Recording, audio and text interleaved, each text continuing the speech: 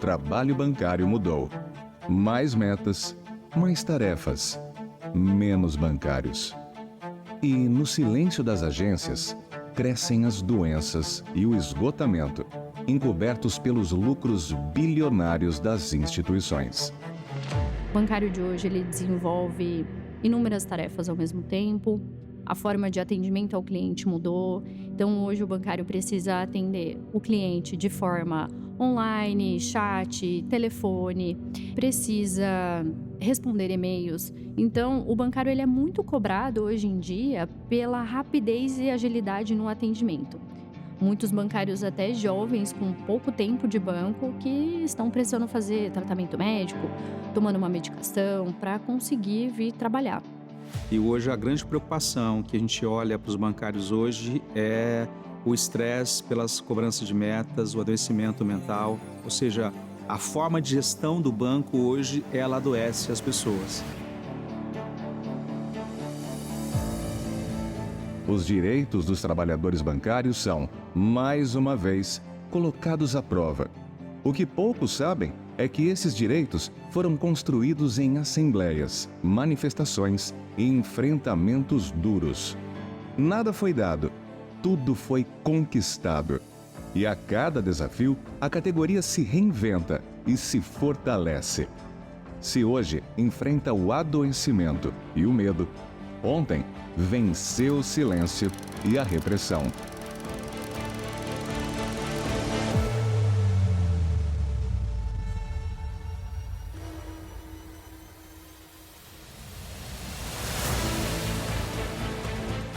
Naquele ano, especificamente de 1985, nós tínhamos aí uma inflação que chegou a 220%, 230% ao ano, né? Então, isso afetou muito a economia. Necessariamente tem que ser levado em consideração o que ocorria naquele período da história. Aquela greve de 1985, ela reinicia um processo de luta da categoria bancária nacionalmente organizada. E conseguem, com isso, a conquista de diversos direitos que não estão na legislação e alguns que estão na legislação, mas que são obtidos de maneira mais benéfica. Hipervigilância, sobrecarga de funções, metas cada vez mais agressivas. Os desafios de hoje são outros. Para enfrentá-los, é preciso olhar para o passado. Há 40 anos, em Campinas.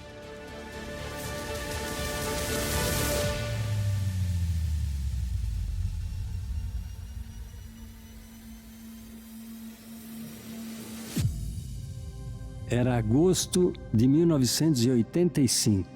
A gente já não tinha mais medo. Sabia que não dava para esperar por ninguém. A história teria que ser nossa. 1985. O Brasil ensaiava seus primeiros passos após o regime militar. A democracia era recente e ainda instável. A vigilância persistente. A desigualdade social se escancarava nas ruas.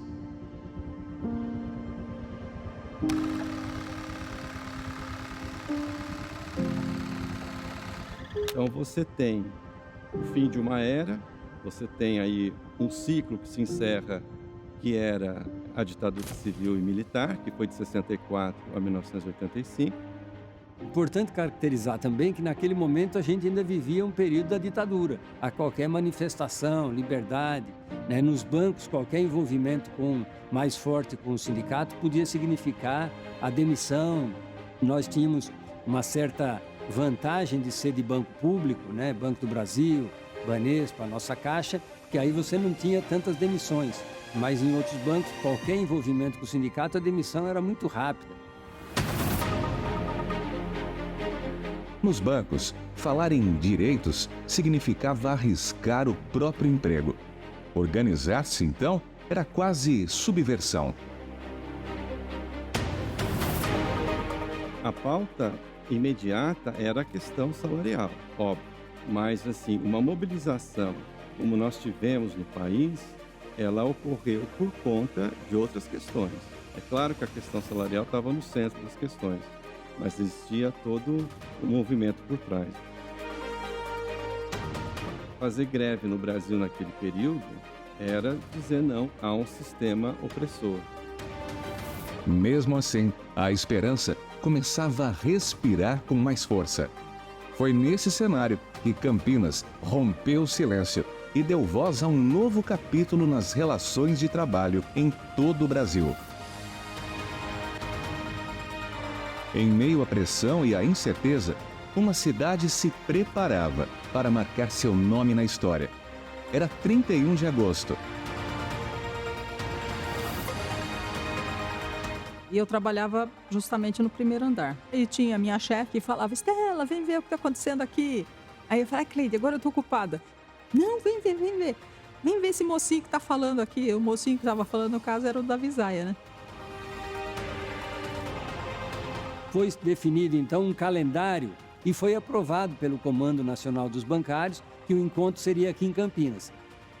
E aí que a gente organizou, então, o encontro lá no ginásio do Guarani. A previsão era de bastante gente. Nós fizemos esse grande encontro, foram 10 mil bancários participando. O ginásio do Guarani cheio de faixa, o encontro foi muito participativo. Então foi um marco importante, porque mostrou uma participação muito grande dos bancários. Campinas não apenas organizou um encontro, ela inspirou uma mobilização nacional. Liderada pelo Sindicato dos Bancários de Campinas e região, a cidade tornou-se símbolo de unidade e coragem para todo o país.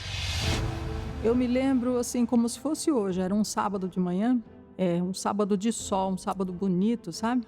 Cheio de gente. Aquilo ficou na memória, assim, como uma coisa diferente, bacana, progressista. Se alguém me perguntasse naquele dia, onde você quer estar na sua profissão, eu ia dizer, quero estar aqui. Quero estar com esse pessoal.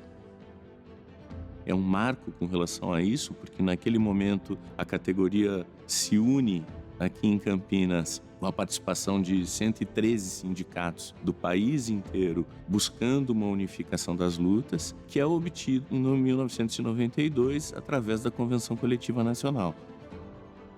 Campinas tinha uma importância política, mas também tinha uma importância do ponto de vista econômico, porque Campinas era naquela época a terceira praça de compensação do Brasil.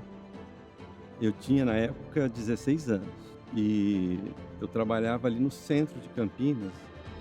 Eu me lembro perfeitamente que os bancos eles estavam delimitados geograficamente ali no centro. Era um ano movimentado, 1985, eu diria que é um ano emblemático na história do Brasil.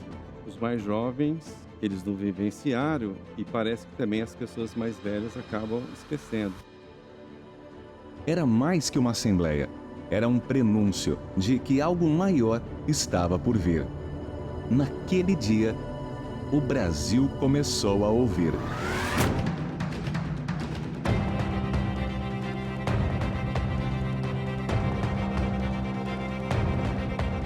E no dia 31 de agosto não tinha concluído a negociação, os banqueiros estavam com uma proposta muito ruim de atender às nossas reivindicações. Nós fizemos esse grande encontro no ginásio do Guarani.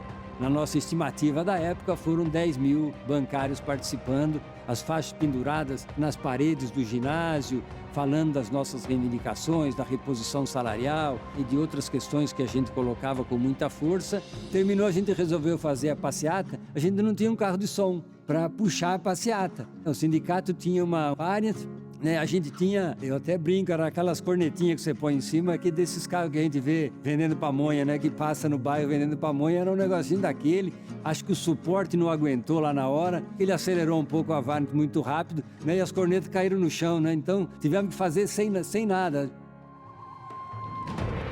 A greve nacional dos bancários foi uma repercussão muito grande. Não foi uma greve que paralisou só São Paulo, a capital, Rio de Janeiro, Campinas, as grandes cidades. Pararam todas as cidades. Praticamente você teve paralisação em cidades pequenas, que o sindicato nem estava lá para parar e os bancários pararam. Em 1985, o Brasil iniciava o mais importante processo da nossa história, a democracia. Naquele dia, não se tratava apenas de uma greve. era o começo de uma trajetória que seguiria moldando o país. Das ruas aos parlamentos, bancários atuando para consolidar direitos. Aos mais jovens, a mensagem é clara: representatividade política importa. A greve não terminou no dia seguinte. Na verdade, ela estava só começando a ecoar.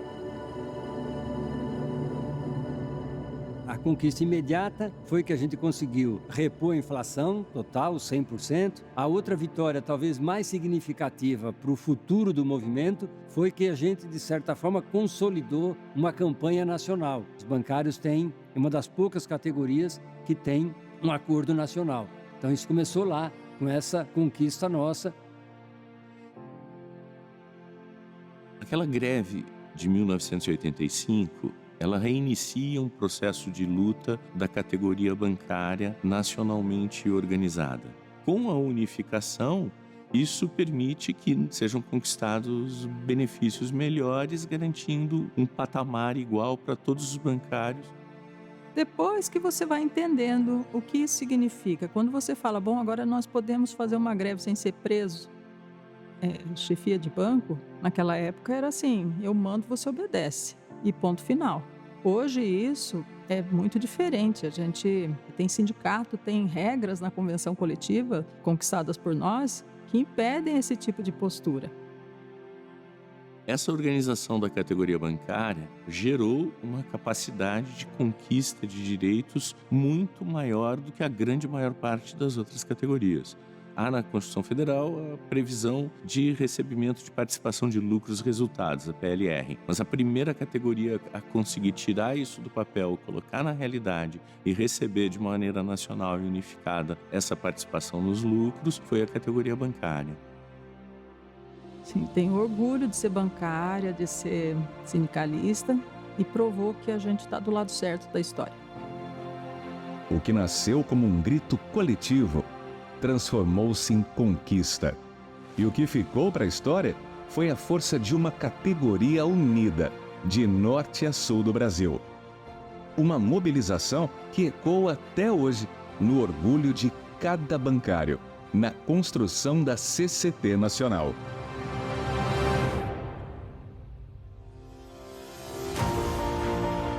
40 anos se passaram e o mundo já não é o mesmo. Mas o compromisso do sindicato permanece intacto: lutar pelo que é justo. O que nós vemos hoje com esse avanço tecnológico é que os bancos eles implementam isso de uma forma muito rápida. Agora nós estamos fazendo uma discussão específica da IA, o impacto dela no sistema financeiro, e vemos com bastante preocupação, porque é uma revolução. Toda essa tecnologia, ela deveria vir para que você pudesse ter mais tempo livre. O que aconteceu com a gente foi exatamente ao contrário. Você vê a intensificação do trabalho cada vez maior, as pessoas trabalham cada vez mais. Então, o bancário ele é muito cobrado hoje em dia pela rapidez e agilidade no atendimento. Eu acho que esse é um dos maiores desafios do bancário atual hoje. Lidar com as novas ferramentas e com a pressão diária assim, de cumprimento de metas e de atendimento. O burnout e o transtorno da ansiedade é um dos principais que a gente tem visto, inclusive em afastamentos pelo INSS. A realidade de renovação dos dirigentes sindicais é uma das coisas mais importantes que eu vejo que os sindicatos precisam se debruçar e buscar essa renovação dentro das suas composições. O convite, quando apareceu, ele foi inusitado, porque eu entendia que eu era muito jovem, para assumir esse papel, mas ao mesmo tempo eu percebi que estava alinhado ao que eu desejava para o meu futuro, que era defender o coletivo, que eu pudesse estar representando mais pessoas e o coletivo era que me movia. Aquele que é sindicalizado, ele é um trabalhador, mas ele também se preocupa com outras questões. Quando a gente fala defender valores, é defender a democracia, defender uma representatividade maior. Então, quando a gente fala defender valores, está conectado a esse mundo em ebulição que nós estamos vivendo. Eu acho que o maior risco que nós temos hoje de desmobilização da base sindical é exatamente o bancário que entra no banco mais recente e não conhecer a história. Porque se ele não conhece a história, ele acha que isso foi dado pela empresa, que isso já estava dado. É importante a pessoa entender que olhar para a história e ver que tudo isso foi conquista, que tudo isso foi fruto de luta, foi fruto de greves, fruto de mobilização. Então é importante a gente deixar isso bastante claro, né? Que acho que nada vem de graça, né? Tudo foi muita luta. O bancário jovem de hoje não tem a consciência, né, de que esses benefícios eles foram conquistados ao longo dos anos. Que o bancário lá do passado, ele não tinha direito à PLR, né? O bancário de 6 horas não tinha direito ao recebimento do ticket, refeição ou alimentação. A gente realmente tem que estar muito bem organizado para lutar para que não se retire nenhuma cláusula da nossa Convenção Coletiva de Trabalho. Recuperar essa memória, ela é fundamental para que nós possamos estar coletivamente entendendo da importância dessa unidade da categoria. Não existe o eu sozinho. E o sindicato é a porta de resistência, vai ser sempre a porta de resistência. O sindicato nunca pode perder essa relação entre o conflito entre o capital e o trabalho. O futuro não se constrói sozinho. Ele se constrói com criatividade, voz ativa e participação.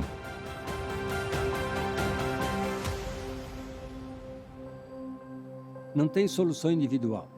Por mais que a gente possa achar que eu vou resolver a minha situação pela minha capacidade individual, quer dizer, isso é muito difícil. É importante que o jovem participe do sindicato, atue, entre e venha acompanhar. Por quê? Porque esse é o único jeito de você ter uma sociedade que seja mais equilibrada.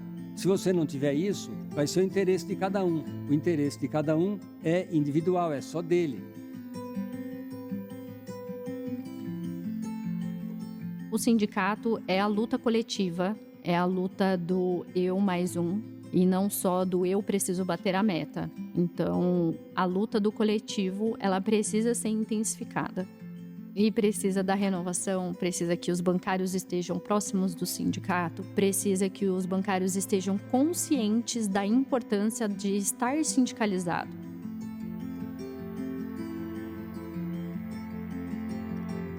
A mensagem que eu deixo para os novos bancários hoje é que para a gente construir um futuro promissor, para a gente continuar construindo essa história linda que começou em 1985, você está fortalecendo o movimento sindical, fortalecendo o seu sindicato, fortalecendo aquele que te representa, aquele que vai sentar na mesa de negociação, olhar nos olhos do CEO da empresa, daquele que representa a empresa e conversar de igual para ele, mostrando que nós somos uma categoria mobilizada. E esse é o nosso papel. O papel do movimento sindical é exatamente isso. É estar representando você na mesa de negociação junto com o seu empregador.